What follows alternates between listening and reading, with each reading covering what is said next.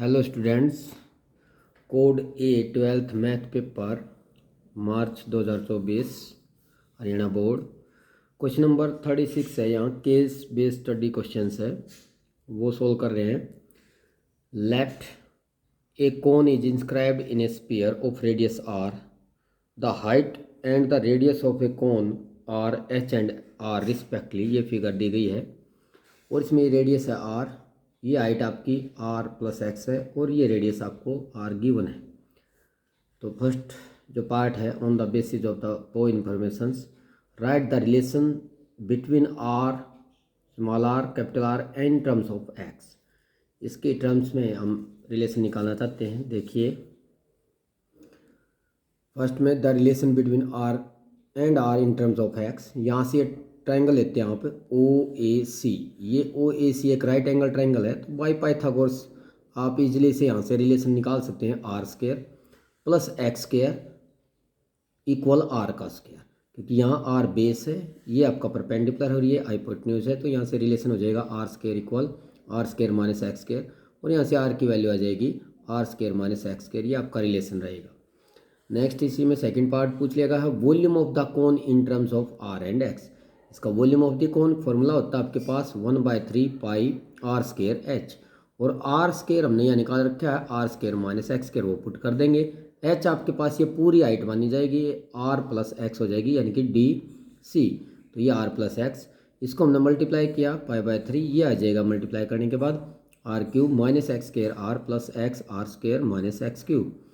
इसके बाद ये आपका वॉल्यूम आ जाएगा आर और एक्स की टर्म्स में। नेक्स्ट जो आता है आपके पास में थर्ड पार्ट है इसी का, show that the volume is maximum when x equal r/3। ये शो करना चाहते हैं भी वॉल्यूम जो है मैक्सिमम रहेगा व्हेन एक्स की वैल्यू रेडियस का 1/3 रहेगी, जो आपके पास स्फीयर दिया हुआ है।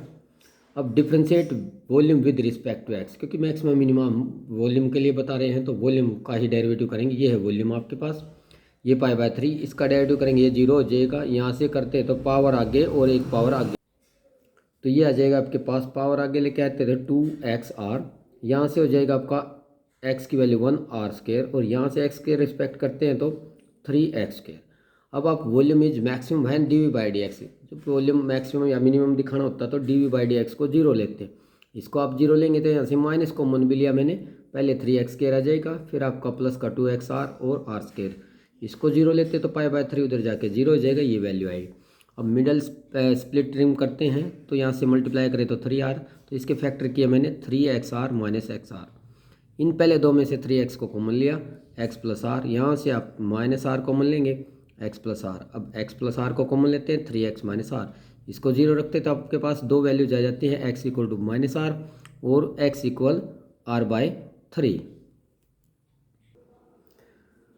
यहाँ से x इक्वल माइनस आर ये कैंसिल कर देंगे, नेगेटिव हाइट या लेंथ नहीं होती हमारे पास, तो x इक्वल r/3 आएगी। अब आप दिखाना चाहते हैं ये मैक्सिमम है कि मिनिमम है, इसका डबल डिफ्रेंशिएट करते हैं अगेन, इसको दोबारा से आप डेरिवेटिव करते हैं तो यहाँ से आपके पास आ जाएगा d2y/dx के, यहाँ पाई/3, इसके लिए हो जाएगा माइनस का 2r, यहाँ से ये 0 हो जाएगा, ये हो जाएगा आपका -6x। टोटल नेगेटिव आया है माइनस, क्योंकि यहाँ x की वैल्यू r/3 रखते हैं तो ये नेगेटिव होगी।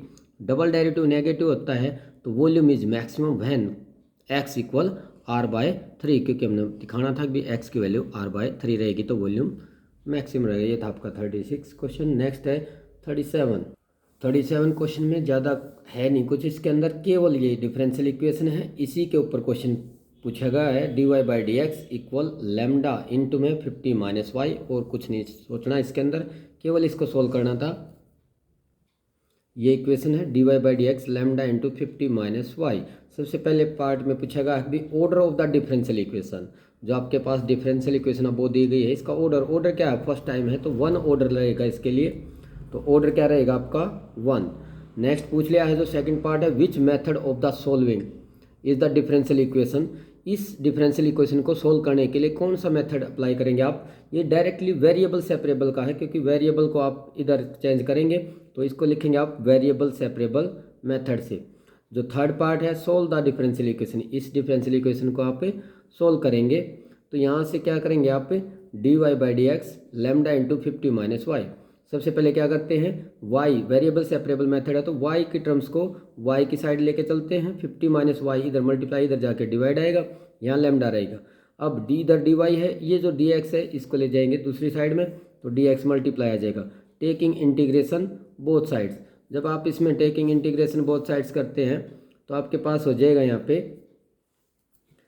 इंटीग्रेशन 1 बाय में 50 minus Y D Y equal integration lambda x.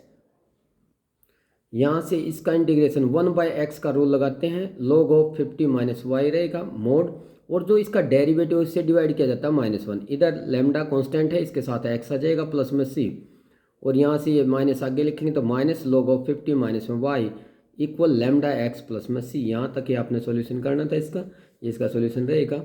Next जो क्वेश्चन आता है वो आपका 38। In a school teacher ask a question of the 3 students Ravi, Mohit and Sonia. The probability of solving the question by Ravi, Mohit and Sonia 30%, 25%, 45 respectively. The probability of making an error का meaning है भी जो solution है वो wrong रहेगा। by Ravi, Mohit and Sonia is are 1%, 1.2% and 2% respectively. इसमें आपने solution करना था फर्स्ट पार्ट में, find the total probability of committing an error in solving the questions, and second में आपने निकालना है कि if the solution question is checked by the teacher the some error then find the probability that the question is not solved by Ravi. Ravi के not solve होने की probability आपने बतानी है। Let E1, E2, E3 be the events Ravi, Mohit and Sonia solving the question respectively. तो E1 के chance हैं आपके 30%, 30/100। E2 के चांस थे आपके 25% सोल्व करने के, वो आपके आ जाएंगे 25/100, और E3 था आपका सोनिया, उसके थे 45%, 45/100। And let A B the events answer is wrong या एरर बाय एनी स्टूडेंट्स। तो ए क्या इवेंट्स है, एरर के लिए है। Probability of A bye E1, E1 का मीनिंग है रवि, रवि के लिए थी 1% तो 1/100। ए बाय E2 वो थे आपके पास मोहित 1.2%, इसको लिखेंगे 12/1000। ए बाय E3 वो था आपके पास 2%, उसके लिए 2/100। फर्स्ट पार्ट में आपने निकालना था total probability solve the questions, तो वो है प्रोबेबिलिटी ऑफ ए, क्योंकि इवेंट्स ने बताए थे आपने टोटल प्रोबेबिलिटी क्या है आपकी एरर की, वो कितनी थी ए। तो यहाँ से एरर के लिए आ जाएगा E1 इंटू में A/E1 प्लस E2 A/E2 और प्लस E3 A/E3, ये टोटल प्रोबेबिलिटी रहेगी एरर के लिए। तो यहाँ से हो जाएगा आपके पास 30/100 और मल्टीप्लाई 1/100, इधर से 25/100 मल्टीप्लाई 12/1000 प्लस में 45/100 मल्टीप्लाई में 2/100। यहाँ एलसीएम ले लेंगे आपका 1 लाख, वहाँ एलसीएम लेने के बाद ये आ जाएगा आपका 300। यहाँ से मल्टीप्लाई करेंगे तो डायरेक्ट 300, और यहाँ से करेंगे तो आप 900 ऐड करते हैं।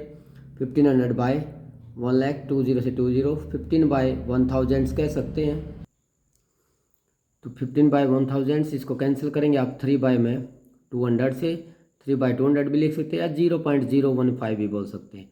नेक्स्ट जो सेकंड है आपका पार्ट, इसमें रिक्वायर्ड प्रोबेबिलिटी निकालते हैं भी जो प्रॉब्लम है नॉट सोल्व या बाय रवि, भी रवि के द्वारा जो है एरर वो नहीं आई है, उसकी प्रोबेबिलिटी निकालेंगे तो 1 माइनस में रवि की ही लेस कर देंगे, तो बाकी के लिए तो रवि क्या है E1/A चाहते हैं। अब E1/A क्या होता है 1 माइनस E1 क्या होता है, ऊपर आ जाएगी आपकी E1 इंटू A/E1।